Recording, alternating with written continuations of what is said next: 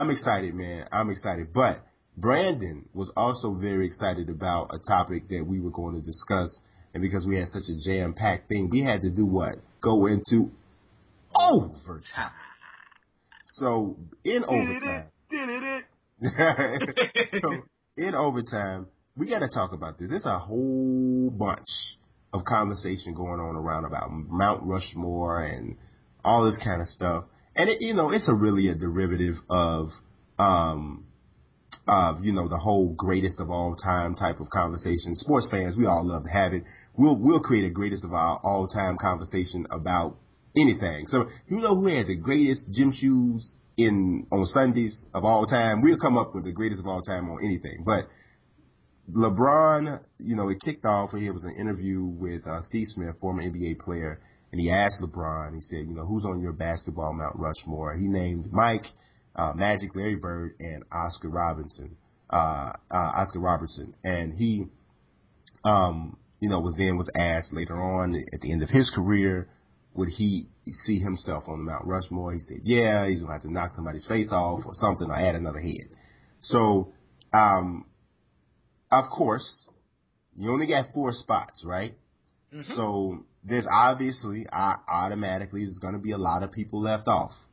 And if that person is still living, they're going to go ask that person, how do you feel about LeBron not saying your name on Mount Rushmore? How you feel about LeBron not saying your name on Mount Rushmore?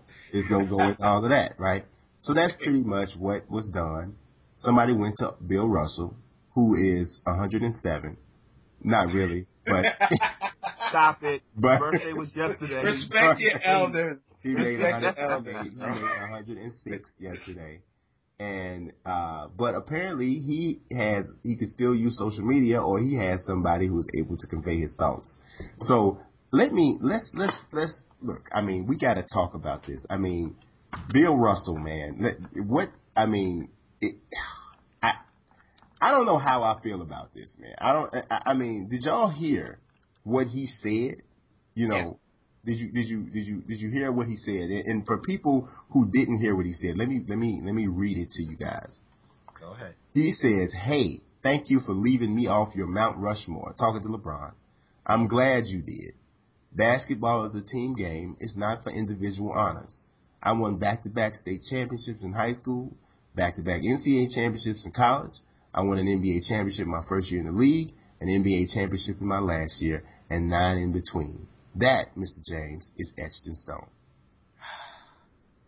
Now, I'm gonna save what I think. I'm gonna let y'all, Brandon, because you had an interesting story. Because during your All-Star coverage, you were in the room when they asked Kobe about his Mount Rushmore, and so tell us what Kobe said. But before that, tell us what you think about Bitter Bill. I don't think Bill Russell was bitter. I think Bill Russell's stats speak for itself. And I'll add this. I think that with that being said, I think that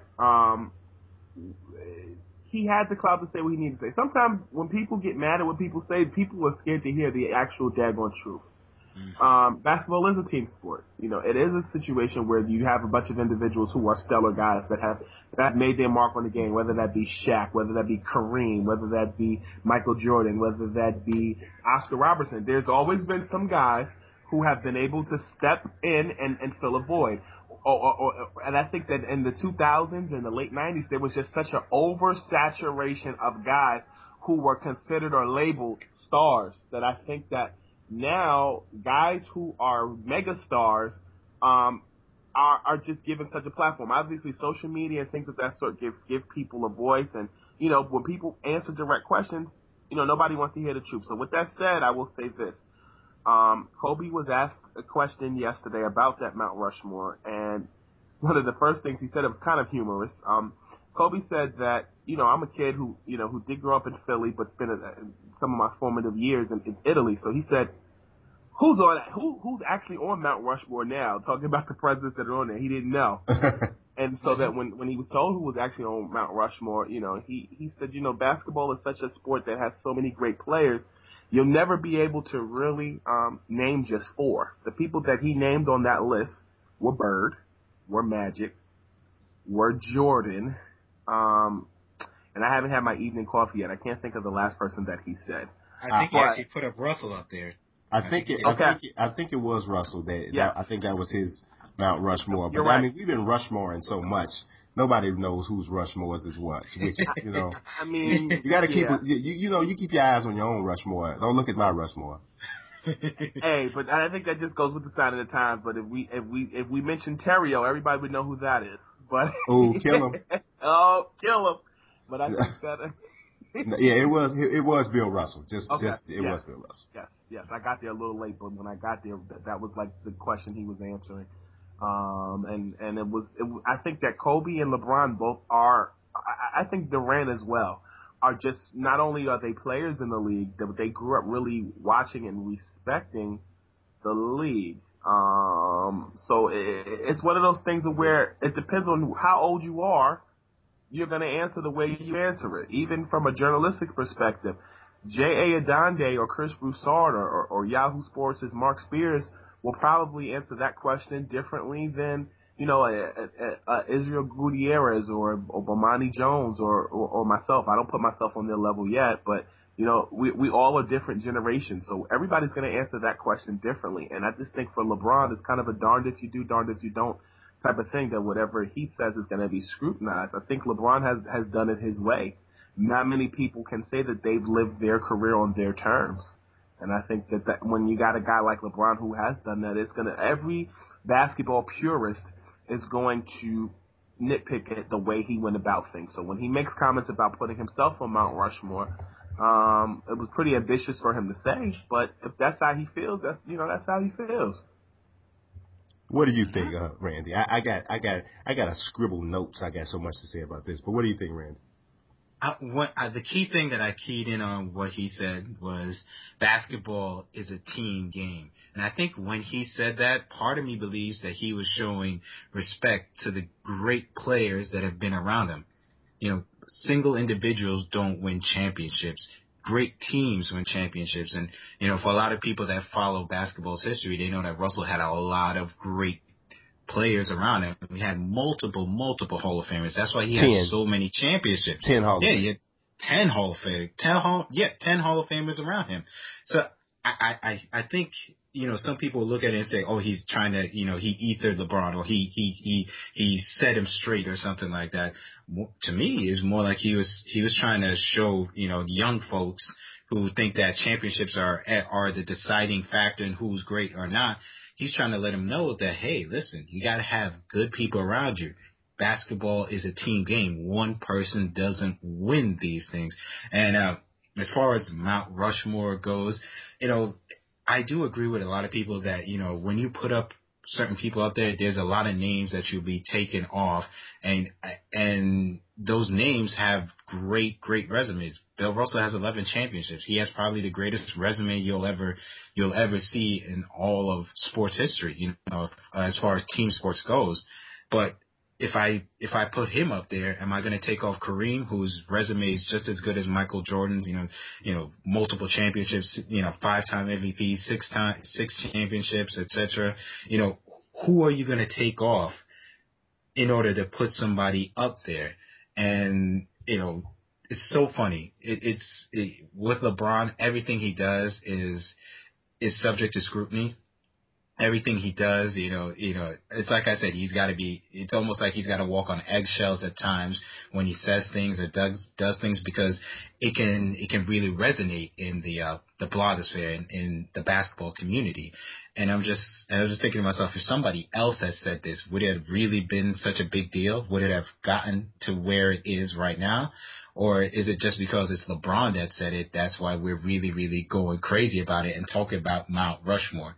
I'll say this. This is my Mount Rushmore, because Brandon didn't get a chance to give his. Mine is Michael, Magic, Kareem, and for number 4, I actually have Larry Bird.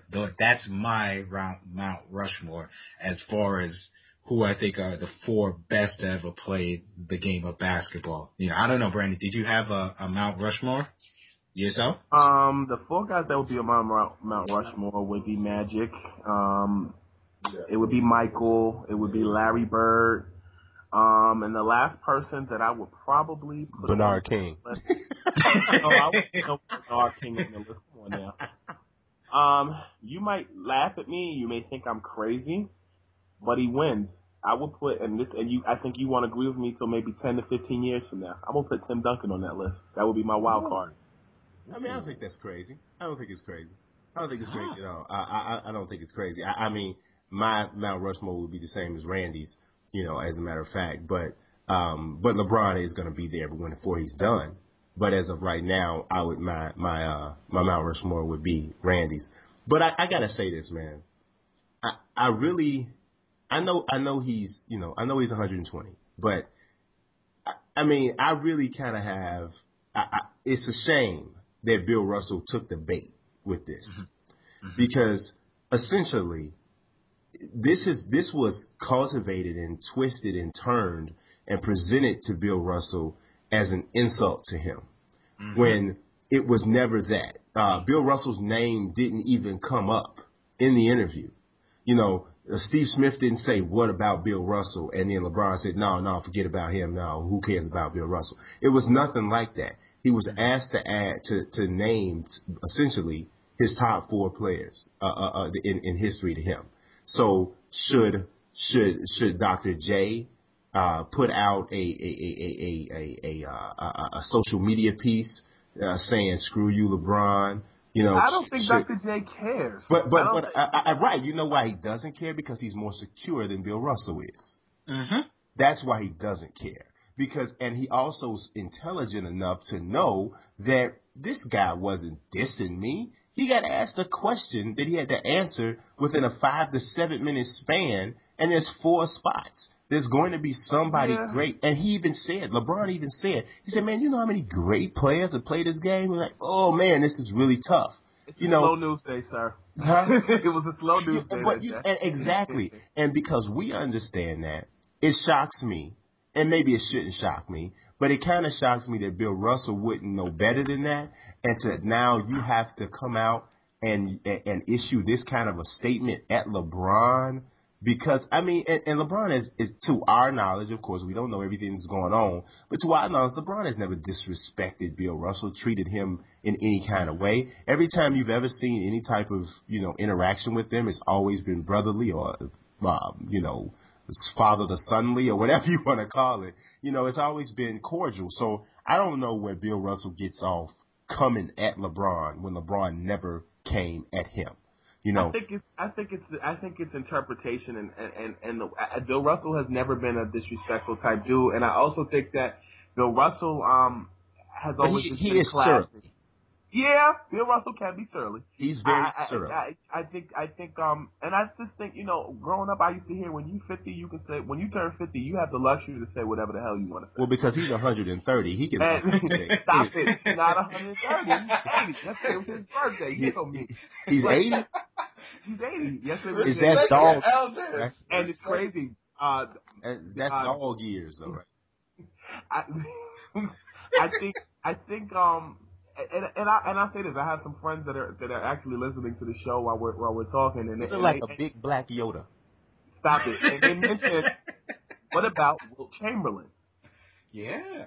Why is it? I was actually, the only thing, Wilt Chamberlain, and actually it was funny. My father mentioned Chamberlain, of course, and he was like, he's like, Chamberlain changed the game. He said there are rules in place because of Chamberlain's presence.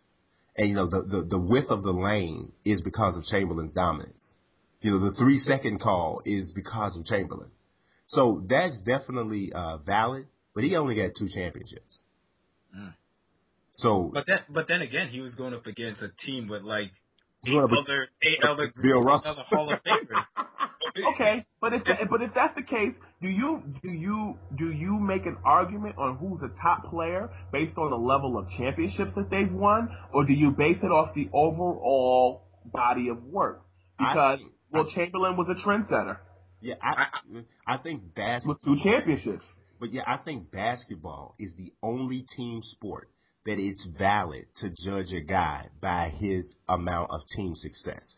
Because basketball is the only team sport that one guy affects the game that much where you can judge him and hold him down a notch by what his team hasn't accomplished.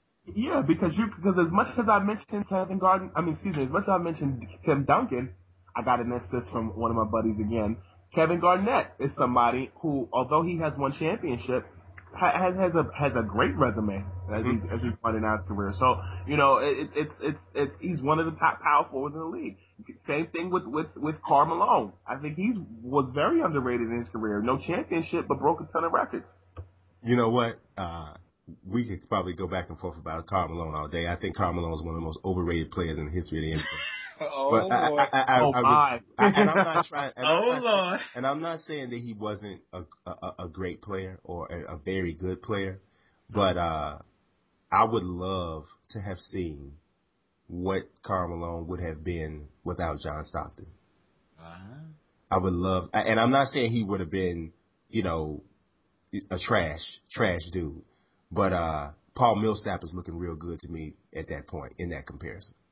But the guy that a lot of people compare Karl Malone most to, Blake Griffin, who compares Karl Malone to Blake Griffin? No. As far as the body, the height, and what the kind of body that they have, and how they played the game when they first started. Neither one could shoot a basketball. They were both guys that were basically either if they attacked the basket, that was the extent of their game. I'm not saying Karl Malone was never a fraction of the athlete Blake Griffin is. Yeah, I would compare. I got you. I would compare Blake Griffin more to an early Tim Duncan than I would a Karl Malone. How? And I don't get that one. No. Tim Duncan was far more fundamentally sound than Blake Griffin would ever be. Blake did everything early on with just pure athleticism. It's just Blake Griffin, Sean Kemp is a good comparison to me. Yeah, but what I'm saying is a lot of people thought that he would fall apart without Chris Paul. And what we've seen in the last couple of weeks when Chris Paul wasn't there was that he took the time, he actually separated himself from that narrative that people had developed about him, and he showed that he was a far more complete player than anybody would have thought. So this idea that what would Karl Malone have been without John Stockton, what would John Stockton have been without Karl Malone? Somebody had to have been getting all those assists.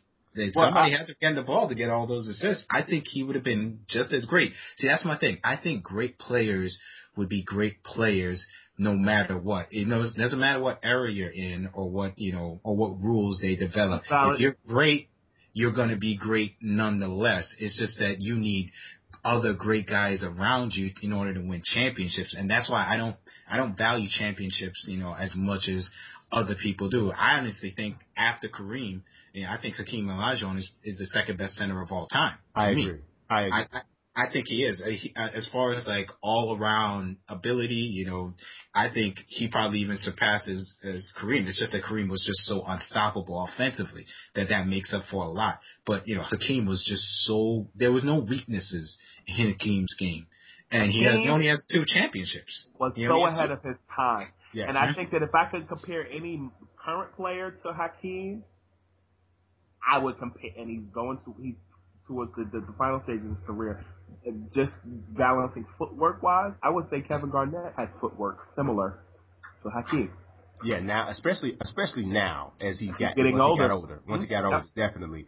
Had he had this same level of footwork when he was still an elite athlete, he would have been even better than he was, which he was already.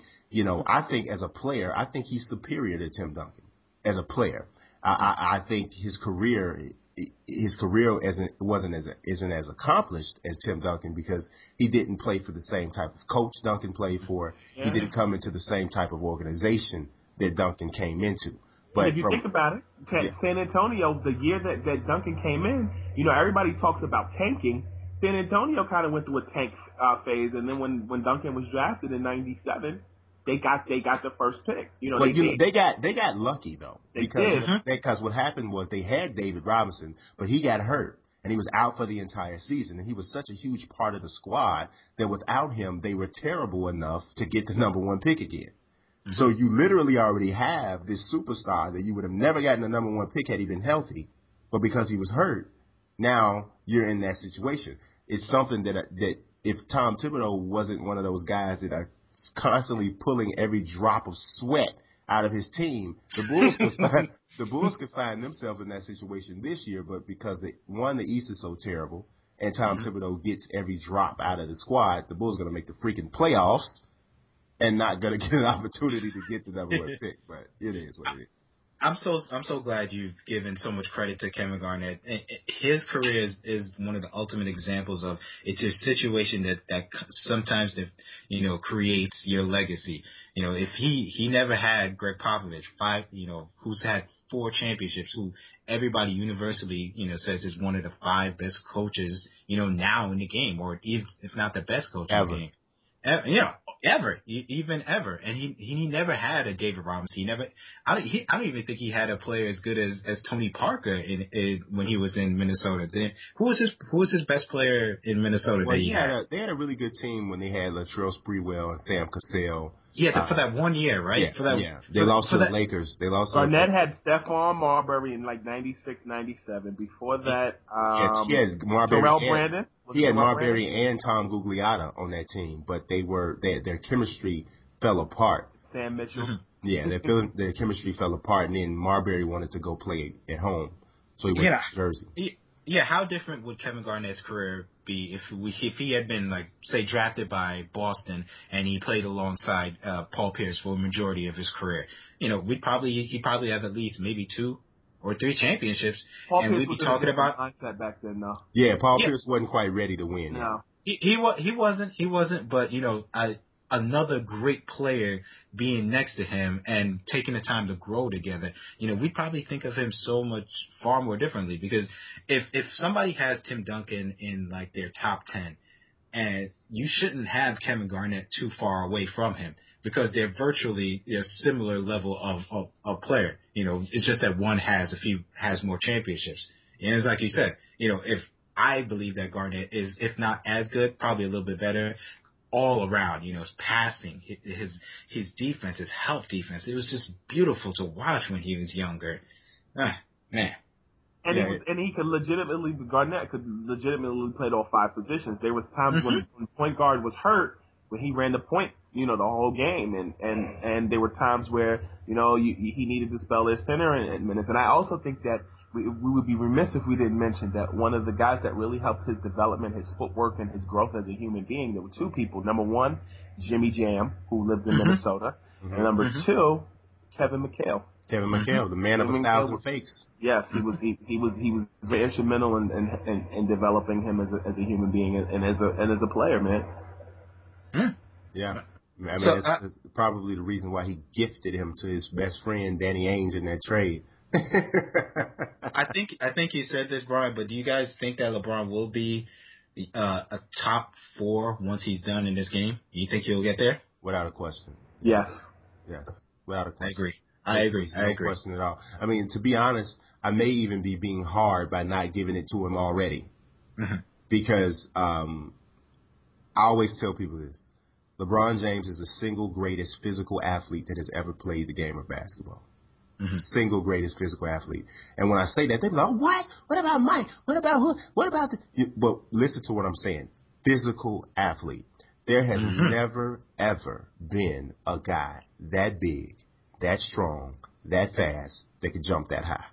I often tell people that he has the vision and the playmaking ability of Magic. He plays right outside the 3-point line when he's posting like Charles Barkley. He developed a killer instinct like Jordan and Kobe, and he's able to now take over a game like himself, infused with some of the guys that I mentioned. And I think as he goes further into his career, his strength has always been his ball handling ability. It'll kind of be like, in no comparison, but Ron Harper, after he left the Clippers and he came to the Bulls, where if they wanted to play big, he can just start at point guard. Right.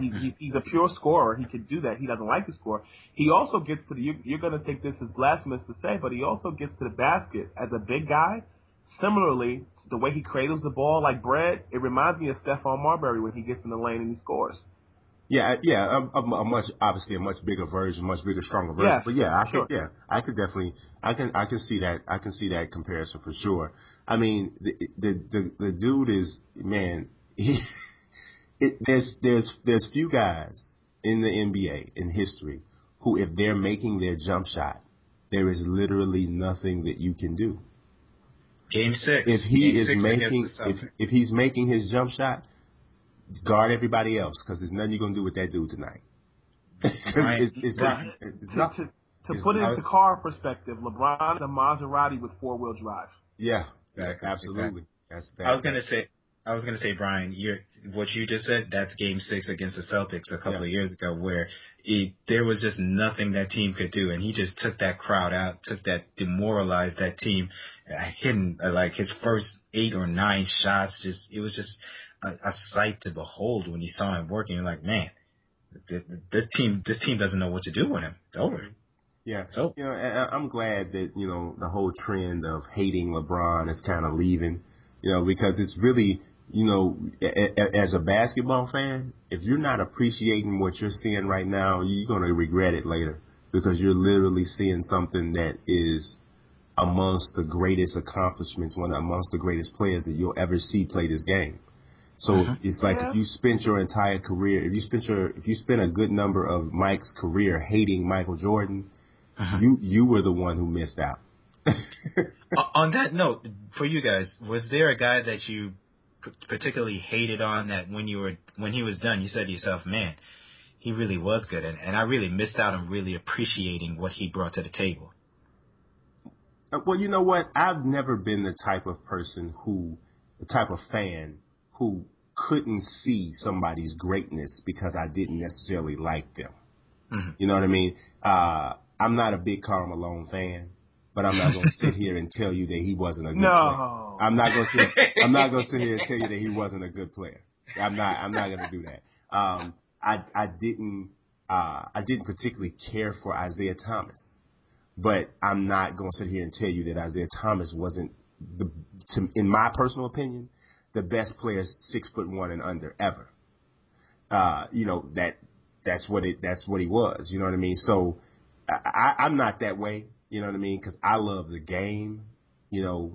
More so than I love the game more than I love the Bulls. And that's saying a lot because I love the Bulls. So you know what I mean. So I think the one person I got two people. There was one person that I wasn't impressed with. I'll give you an example. Like my uncle, I told him that Kevin Hart was going to be at the All-Star game this weekend. He doesn't like Kevin Hart. He thinks that he's overrated. He thinks that he's this, he's that. I think he's funny. I think a lot of times he repeats the same stuff over and over again, and it kind of gets repetitive after a while. And sometimes you have to be totally engaging to get everything that he's saying in his comedy. I attribute that to basketball. I think that when Kevin Durant first came into the league and people were fawning over him, it took a while for him to grow on me. I watched him in college. I thought that Kevin Durant was a great scorer. But I think that over time, just watching his consistency, he averaged, I believe, 30.8 points per game through the All-Star break. I marvel at how he took the team on his shoulders after Russell Westbrook just continued to get hurt over and over again. And I'm just marveled at, I think after the after the NBA Finals, I got All-Star game on the brain. After the NBA Finals against Miami, I think I really, really started to really respect his game. I respect him as a person. I respect his game. And if I can add one more person, I think not anybody that I didn't necessarily like. I think more as a person. Reggie Miller got a bad rap for just being how he was. You know, he chip on his shoulder, cocky.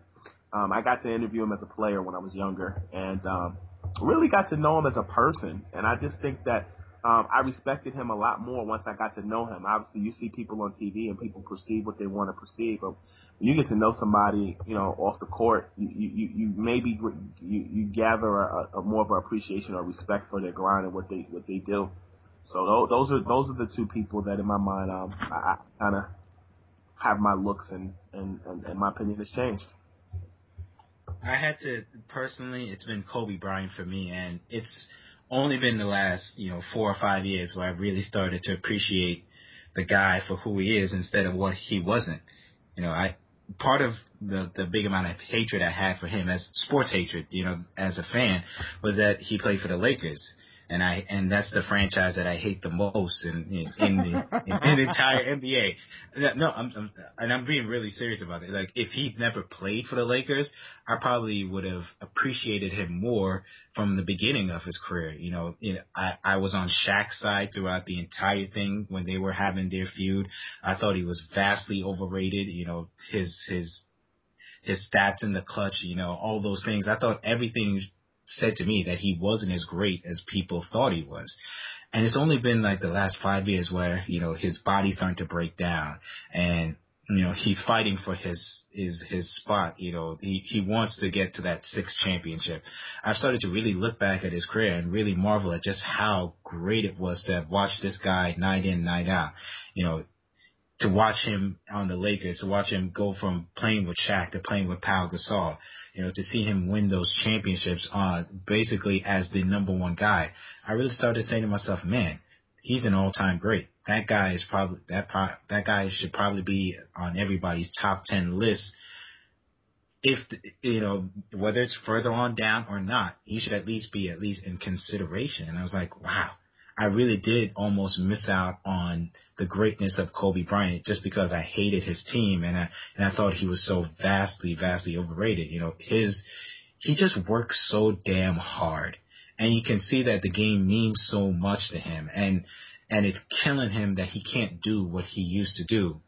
And I just developed so much more respect for him, and I wish I had respected him a lot more from the beginning of his career.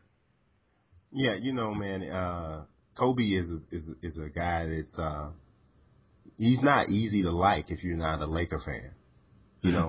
He's not he's pretty cocky. You know what I mean? Mm-hmm. And he has that I don't really care what you think of me kind of a thing. At first he did, though. I think he did care at first, but he had some troubles or some issues, and that probably was the best thing, not and so to speak.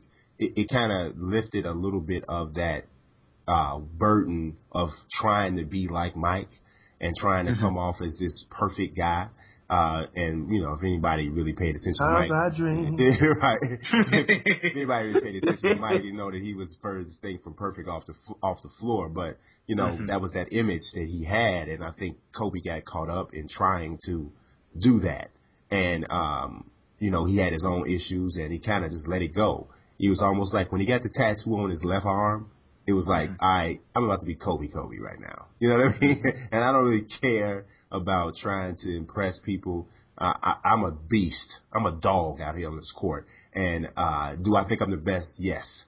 And can you stop me? No. So it's just, and that was his approach.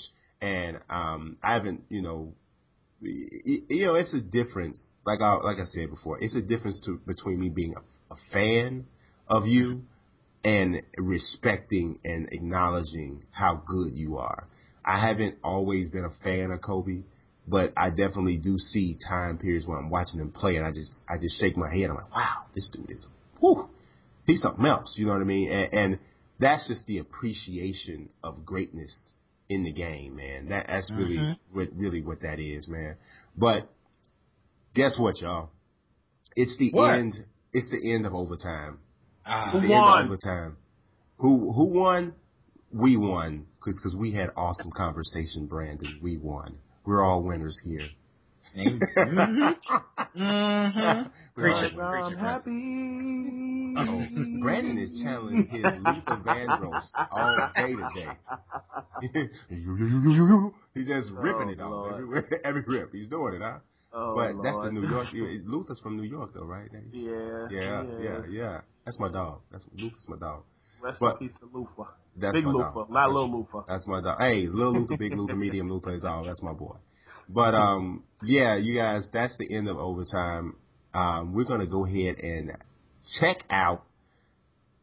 Man, we appreciate everybody who tuned in and listened today. Thanks to our guest, David iPod King Carter. Make sure you guys stay on the lookout for the Sports Commentator March Madness. Had awesome NBA, boxing, and WWE conversation today. We are signing out. We'll see you guys next time. Peace. Bye, baby. Peace out, folks.